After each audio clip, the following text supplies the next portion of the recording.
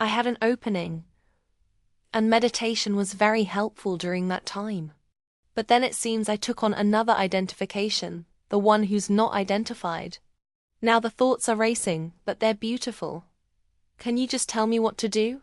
The key in where you are is to just keep seeing. So that the surrendering, let's call it the practice, the pointing of surrendering, accepting, is valuable to a point, and then there's a place where now that which can surrender isn't real, but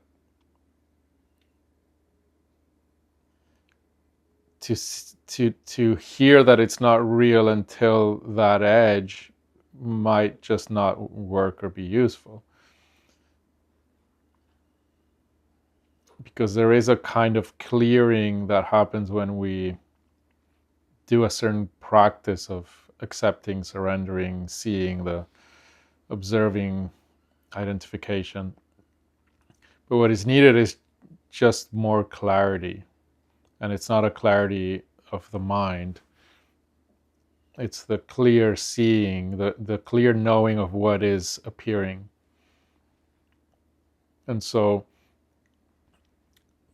for example, when you have a sense of something, you said there's like an entity that's resisting or pulling, or right?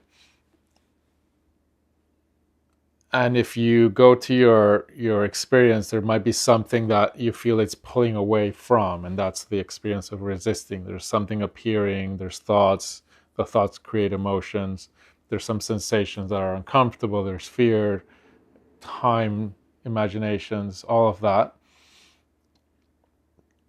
But what can be seen is, for example, there's a uncomfortable sensation, and think of that as like a sound appearing. It's just appearing. And so the sound appearing, there's absolutely no way that could be resisted.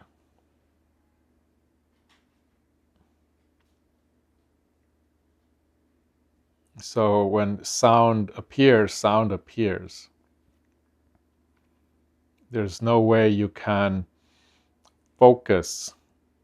You can get distracted, but still the sound will appear. There's no amount of effort of focusing, of thinking, of going into imagination that will prevent the sound from appearing.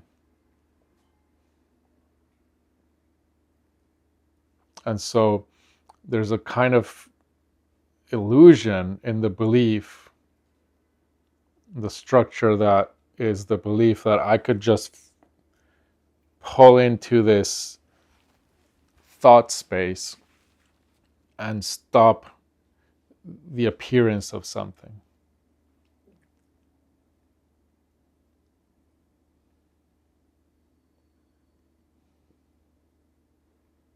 And that's it's like a very, very fine line, like a thin hair between the perspective of I'm resisting, I need to surrender, I need to accept, and there is absolutely no resisting possible. You cannot resist the appearance of the sound.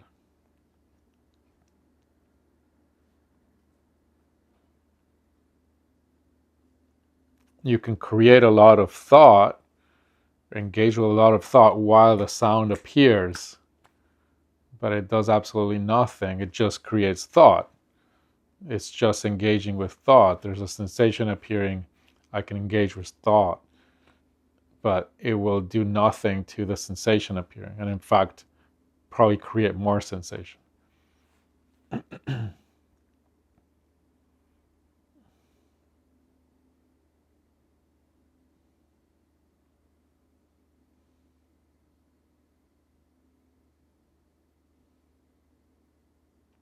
And so in a sense it's about seeing,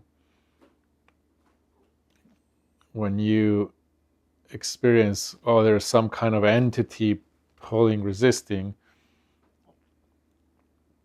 to see what that's made of.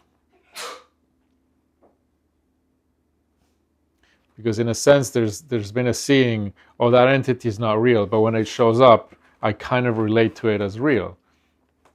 I haven't seen through it completely.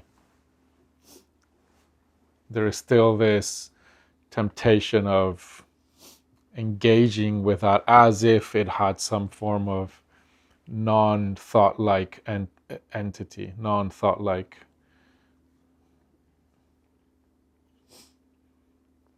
But any kind of entity that is experienced is imagined.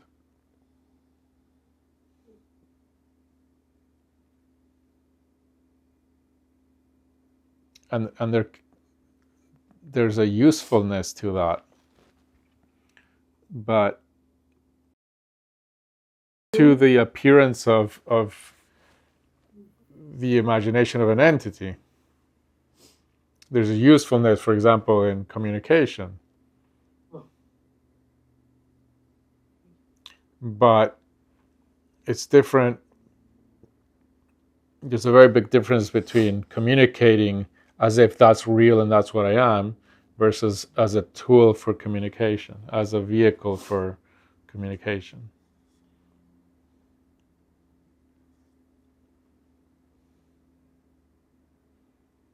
A bad metaphor, but it's like driving in a car, but you believe you are the car.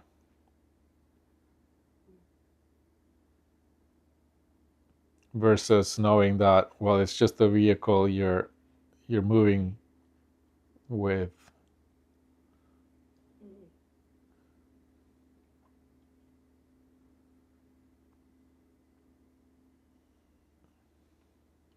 But when that imagination of an entity is to any small degree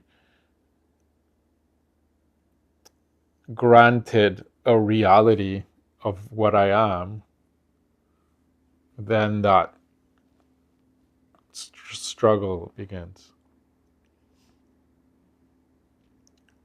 Versus it's known and seen as not I, neti neti,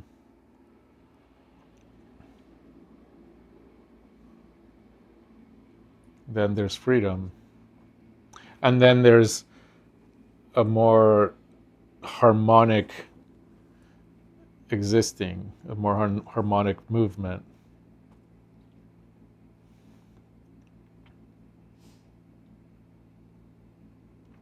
So it's just seeing more and more clearly.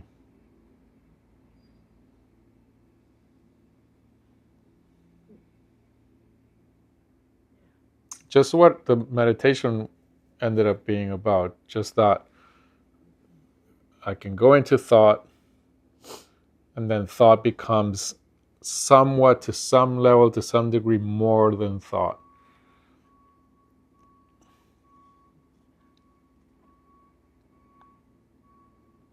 Or I can engage with sensation, perception, and then thought appears, and thought can be useful. But it appears more and more only when it's useful, in the ways that it's useful. Versus as a way to not engage with sensation, perception.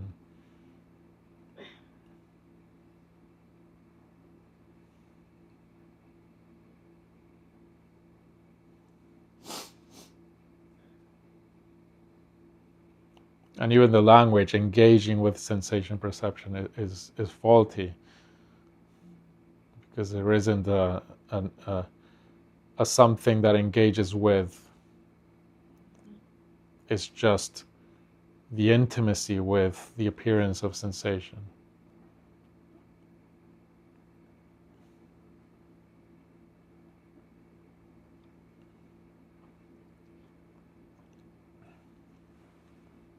Is that hitting the spot? It's always just about seeing. I felt like I was committing the ultimate non-duality sin, identifying with thought. I hadn't noticed the judgment that was happening, instead of just seeing it as, oh, this is just something else showing up. Yeah, notice when you catch yourself in what you call identification, notice what's really there. Because ultimately there even isn't that. It's an illusion. Yeah, your mind is now the ultimate task. Let's get this identification problem fixed. It was never there in the first place. Much ado about nothing. All of that trouble about nothing. That's humility.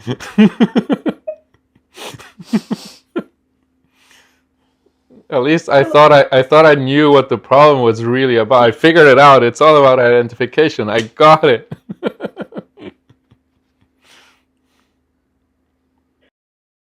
It's always the same.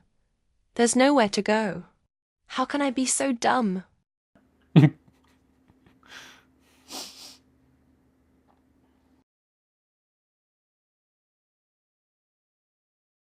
The Son of Man has nowhere to rest his head, her head. The daughter, nowhere to rest her head.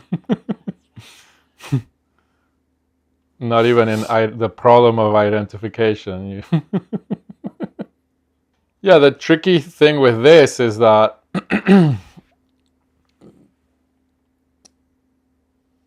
the words that I'm saying, the concept of there is no identification, can then be co-opted to feed more illusion. It's always production. Endless, infinite production. It will produce anything out of nothing. The infinite power of the mind to imagine anything, it's infinite.